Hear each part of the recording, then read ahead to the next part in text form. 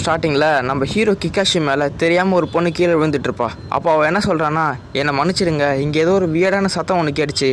அந்த சத்தம் காகுற சத்தம் மாதிரி இருந்தது. அது எங்கே வந்து தெரியல. அதனால தான் பார்த்துட்டு இருக்கும்போது நான் உங்கள் மேலே தெரியாமல் விழுந்துட்டேன் அப்படி சொல்கிறான். அவளுக்கு கிராமஃபோன்னா என்னன்னு தெரியல போல். அதெல்லாம் நம்ம ஹீரோ கிராமஃபோன் எப்படி ஒர்க் ஆகுதுன்னு சொல்லித்தர ஆரம்பிக்கிறான். நம்ம கிகாஷியோ அந்த கிராமஃபோனோட சிலிண்டரை புதுசாக மாற்றிட்டு அந்த பொண்ணுக்கிட்ட ஏதாவது பேசு அப்படி சொல்லவும் அவளும் என்னோடய பேர் இனாக்கோ மொனோக்காவா அப்படின்னு சொல்கிறா. அது மட்டும் இல்லாமல் என்னோடய ஃபேமிலி மொமோக்காவா ஃபுஷிமியில் இருக்க ஒரு இடத்துல ப்ரூவரி ஷாப் நடத்திட்டு இருக்காங்க. நானும் அதே ஊரில் தான் ஹைஸ்கூல் படிச்சுட்ருக்கேன் அப்படின்னு அந்த கிராமஃபோன் வழியாக சொல்லிகிட்டு இருக்கா. ஸோ இவங்களோட பேர் தான் வந்து இனோக்காவா. அப்புறமா நம்ம ஹீரோ போதும் இப்போ ஒரு மேட்சிக் நடக்க போகுது, அதை வெயிட் பண்ணி பாரு அப்படி சொல்கிறான். கிகாஷி இந்த கிராமஃபோனை ஆன் பண்ண உடனே இப்போது இனோக்காவா சொன்னாங்களே அது அப்படியே ரெக்கார்ட் ஆகி ப்ளே ஆகுது. நம்ம இனாக்காவுக்கு இதை பார்த்து அப்படியே சர்ப்ரைசிங்காக இருக்குது அவங்களுக்கு. ஆனால் இது எப்படி வேலை செய்யுதுன்னு புரிய மாட்டேங்குது.